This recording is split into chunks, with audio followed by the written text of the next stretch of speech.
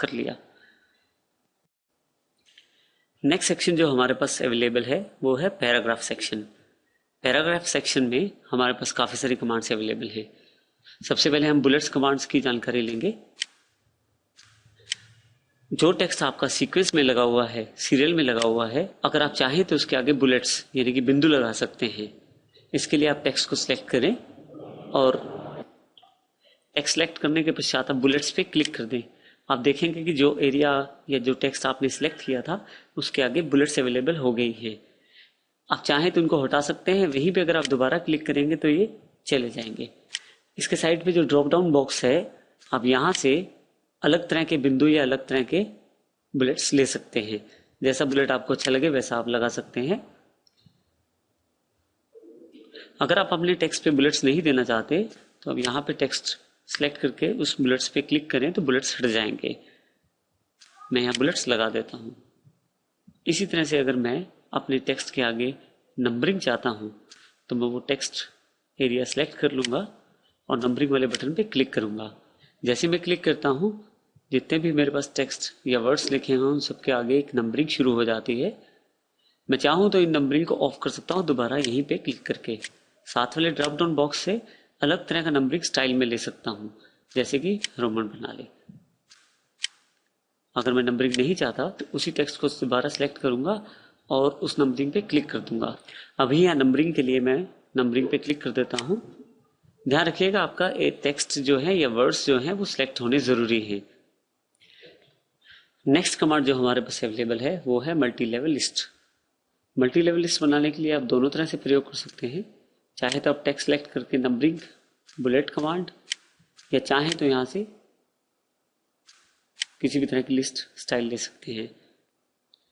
इसमें सबसे इंपॉर्टेंट है हमारे पास दो बटन, टैब और शिफ्ट टैब। यदि आप चाहते हैं कि एक सीक्वेंस में ये ऑर्डर लग जाए, जैसे कि हमारे पास मैं चाहता हूँ वर्ड के नीचे एक्सेल, पावर पॉइंट और एक्सेस आ जाए, लेकिन वर्ड अपने साथ साथ अपनी कमांड्स की जानकारी जैसे फाइल टैब, और इसी तरह से जैसे फाइल के अंडर या फाइल के साथ जो सेव एज, ओपन या जो न्यू कमांड है वो फाइल टैब के नीचे आए और कट, कॉपी और पेस्ट होम टैब के नीचे आए। इस प्रकार की लिस्ट बनाने के लिए मुझे सबसे पहले फाइल टैब पे क्लिक करना है। एक बार टैब का बटन दबाऊंगा तो हमारे पास फाइल टैब आगे चली जाएगी। अब सेव को मैं चाहता हूं वो फाइल टैब के नीचे आ जाए। इसके लिए टैब का बटन मैं दो बार दबाऊंगा ताकि एक बार एक जो लेवल है फाइल के नीचे और दूसरा जो लेवल है वो सेव के नीचे आ जाए। सेव एज पे भी ऐसे ही टैब का बटन मैं दो बार दबाऊंगा। ओपन कमांड भी फाइल टैब के नीचे आनी चाहिए, तो उसके लिए भी मैं दो बार टैब का प्रयोग करूंगा। इसी तरह से न्यू के लिए भी दो बार टैब का प्रयोग करूंगा। होम टैब में चाहता हूं फाइल टैब के नीचे आए, उसके लिए मैं एक बार दबाऊंगा। देखिए आप वन, जो न्यूमेरिक 1 है वो वर्ड सेक्शन को बता रहा है, जो ए सेक्शन है वो फाइल टैब को बता रहा है। इसके अलावा सेव एज, ऑप्शन और न्यू रोमन प्रणाली में जो दिए हैं वो सब के सब फाइल टैब के नीचे दिखाए जा रहे हैं। इसी तरह से होम टैब के नीचे मैं चाहता हूँ कट कमांड आ जाए, तो उसके लिए मैं दो बार टैब का प्रयोग करूंगा। कॉपी कमांड आ जाए तो उसके लिए भी, पेस्ट कमांड आ जाए तो उसके लिए भी।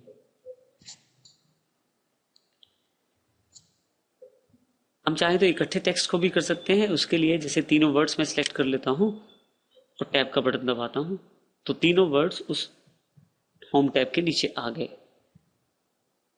अब देखिए ये लिस्ट बिल्कुल पूर्ण हो गई। वर्ड के नीचे हमारे पास फाइल टैब है जिसमें सेव एज, ओपन और न्यू कमांड्स है, और वर्ड के पास ही होम टैब है जो कि बी पार्ट है। आप चाहे तो इस तरह से इसमें सुविधापूर्ण तरीके से ऑर्डर में लगा सकते हैं।